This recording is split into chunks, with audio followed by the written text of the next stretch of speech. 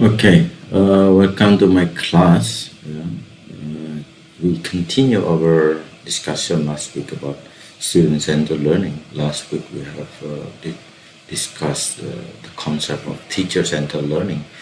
Uh, this session will be used to see to look further about student-centered. Um, there are five basic ideas of student centered that we have to discuss. Yeah? The first thing is students belong to the center of our teaching pedagogy. Means they are the main substantial things in substantial component of learning, in teaching and learning enterprise. Not you as a teacher, not the materials, not facilities, not tools, not your design. So it is about them. So they have to be the center of the pedagogy, and we have to remember placing our subject matters in the center will create problems, because you as a teacher, if you put subject matter as your center, uh, it fails you from your main intention, which is to teach them. But you try to pursue the subject matters or the objective of learning, and you become ignorant about teaching. Yeah. And the other things, when teachers aim too low with the expectation or mindlessly capitulate, means uh, when you expect that your teaching is only to answer they're able to answer question in a test, it's very low expectation. Yeah. They will suffer, as your students will suffer in that situation, because uh, it's not education at all. Testing is part of education, but not the whole of education about testing your students knowledge or everything. It's not about that only. Yeah, it's about guiding or facilitating them to reach their certain level of capacity, so they can uh, manage themselves, or they can manage situation among themselves, or they can understand word and try to pursue everything they want from this world. Teaching to transport requires beginning with the learner. Yeah, we have to start with them. Yeah, as a transformative teachers. Yeah. It means you have to allow yourself to know who are them, your students. Yeah, who are they? You have to find out about their personality, their ability, their experience, their culture, and aspiration. I try to remember when I was in primary school. I remember uh, uh, an event happened. One of my classmates got very difficult to understand the concept of mathematical operation, and he was way behind others. And the teacher, I remember that she invited us to go out from the class and watch him practicing. I mean, him here is my classmate. To, we should watch him practice his simple mathematical operation like addition and subtraction. Very easy concept. And we were we were in the sixth grade at that time. So at that time, I didn't know what I think, what I thought about that situation. But now I realize it was embarrassing. It was negative for the students. I can't imagine how how was the feeling inside my classmate. Maybe from that time he hated mathematics. I'm not sure, but it can be happen because he was him. Maybe he was embraced, humiliated because of that situation.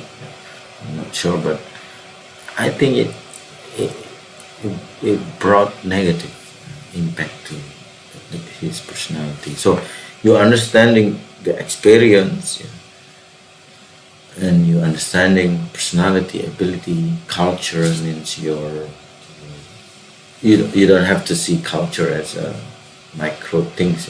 You can macro. It can be micro, like minor things, like the way you communicate with your family members. It's also culture. And then when you go to school, you have to face different communication style, not like at home. So you have to manage yourself as a student, but as a teacher, you have to understand that you have to manage that situation for all of your students. And aspiration means they certainly have ideas of idealistic classroom in their mind. Maybe they want to deliver their ideas, their insights. So as a transformative teacher, you have to be open about these ideas of giving them a chance to deliver their ideas. And number 5, the F teaching centers on relationship. It means that if you don't have such a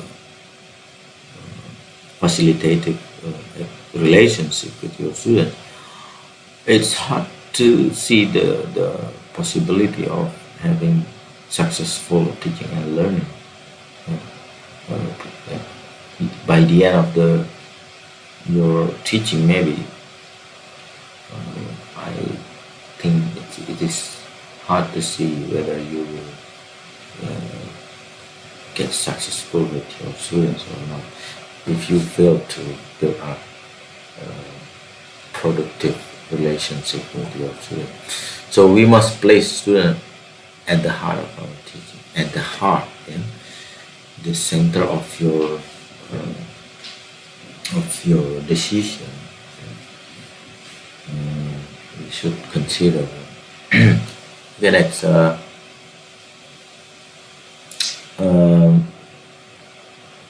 We don't compromise with high expectation tied to what is taught.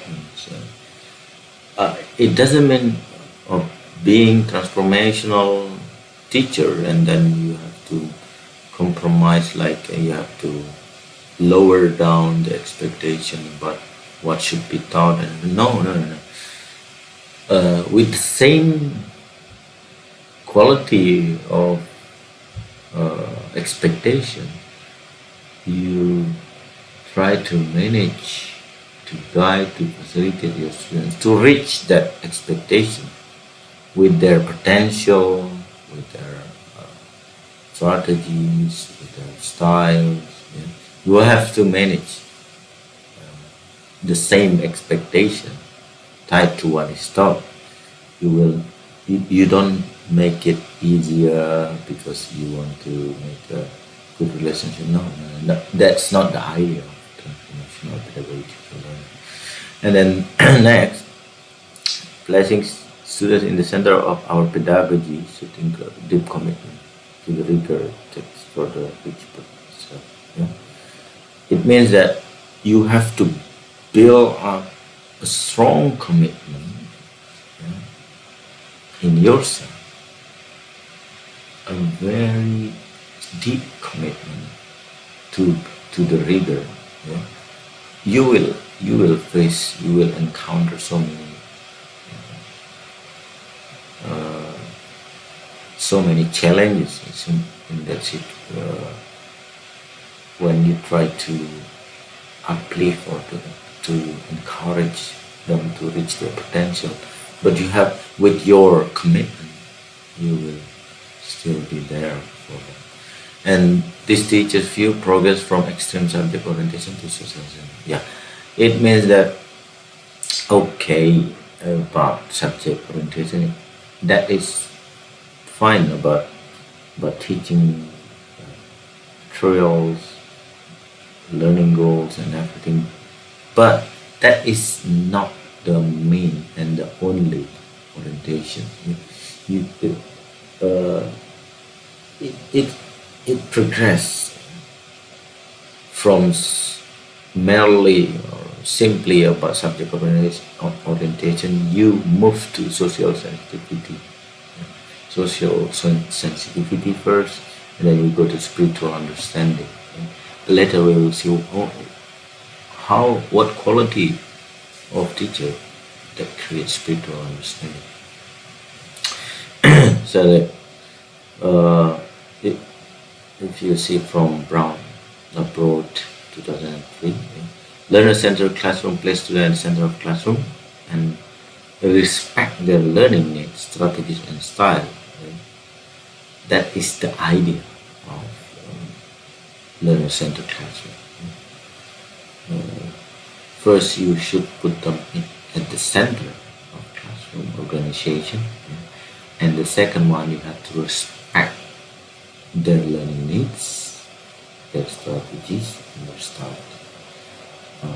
Try to read these three things: learning needs, strategies, and style. Make a brief summary about this.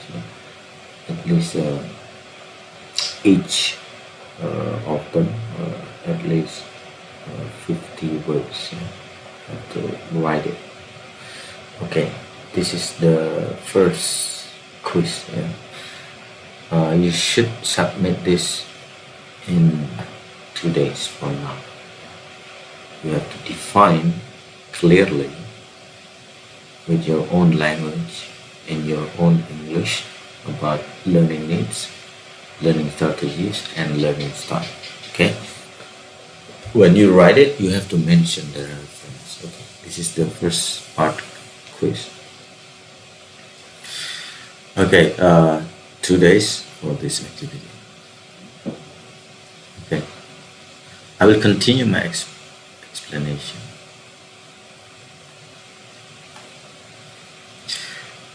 Student-centered learning. These are the ideas of student-centered learning. First, teacher is a facilitator.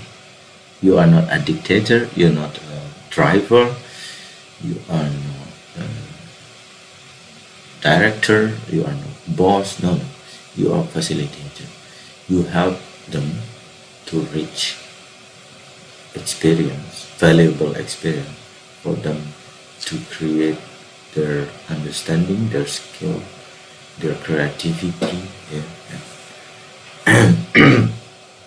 And then student-centered learning meets diverse needs. Diverse needs, your students have different needs. You have to remember that. And students work individually, in pairs, or in small groups. They can work individual. They can also work as member of small teams like pairs or in small groups. So they have to experience this. Learning is meaningful means you have to give context to everything they are trying to learn. You have to give context, meaningful context. And then involves extensive planning. It means you have to create very extensive mean very wide, clear, comprehensive planning. And task-specific classroom management. You have to manage the task-specific classroom. Students experience success. They experience success. And then students generate ideas. They have their own ideas and you help them to generate ideas. Students are actively involved in the learning. See, not only the teacher who becomes active participant in the classroom, all the students should be actively involved. technology is integrated, okay? Especially in this era, you know, so many technology can be adapted to your classroom. And then spiritual authority and respecting learning. This thing is very important.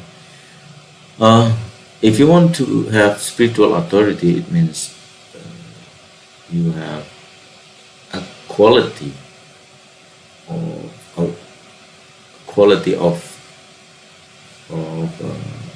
being believed and respected and followed, heard, and noticed by your students spiritually. If you want to reach that quality as a teacher, you have to start from respecting your learner, your students. Yeah? You have to respect them, so they will respect you. The teacher-student relationship is much like parenting. It's much like parenting. Like if you are a man, you should feel like you are a father. If you are a woman, then you are a mother. But why we need to compare with parents? Because in children-parent relationship, they build on real love, not fake love. They build on real love, truly love. If you want to be spiritual authority, you have to have a good relationship that creates real love between you and your students, yeah? And born out respect and trust. You have to born out respect and trust, among between you and your student. This mutual esteem, this mutual esteem ultimately makes the relationship work. Yeah, it can work if you can create that situation. Okay, this is a case about. You can read by yourself. Mark Twain has reminded us about teaching is not telling, not about telling. If it were telling, we would all be so smart we couldn't stand ourselves. See, it's not about telling, like you know what I tell you the story of blah blah blah blah to your student. It doesn't make them smart. You don't create a situation that they will grow their intellectual, their experience, their ability because of you telling them. Yeah. On their side, socially sensitive teacher who is not deeply prepared and discipline cannot be done. So if you are not prepared in a discipline, you will not be transformational teacher. Yeah. If you are socially sensitive but you have no discipline in yourself, it's very hard. It's almost impossible. You have to grow such a high standard of discipline inside you, especially when you are socially sensitive. Yeah. Otherwise, you will be manipulated by the situation or by your students. Okay, this is other things that you can read later. Yeah? Okay, the quiz. For this activity, I ask you to answer this question on comment boxes on our Google Classroom. Last week, link I have posted in our classroom. You have to give the answer below the post. Question number 1: is it possible to manage student-centered learning in all learning goals? Question number 2: do you think the final result or outcomes of teacher-centered learning practice will be different to teacher center. Sorry, this is not teacher center, that should be student. I am so I'll replace this student centered learning practice. Explain your view, okay? If different in your perspective, why? How? Mention your reference. You have to read reference to answer this question. Number 3, in what ways the student-centered learning will give contribution to foreign or second language learning? This is our department. Explain your views. The same instruction. Please provide your reference. Okay. For this quiz, after you submit the first quiz I have mentioned earlier, you have 3 days after that. So it means for both quizzes you have 5 days. 2 days for the first quiz and 3 days for this one. So you have 5 days. So I will read them all. I will read them and we will have further discussion next week. I think that's all. Thank you for your attention in my class. I'll see you soon next week. To make sure your presence in my class, please please give your comments on my YouTube channel and subscribe, and then mention your name and your serial number in your class, and give any comment about the content of my lecture or the quality, the technical things related to my recorded lecture. Okay, I think that's all. Thank you very much. Have a nice time and enjoy your learning. I'll see you soon. Assalamualaikum warahmatullahi wabarakatuh.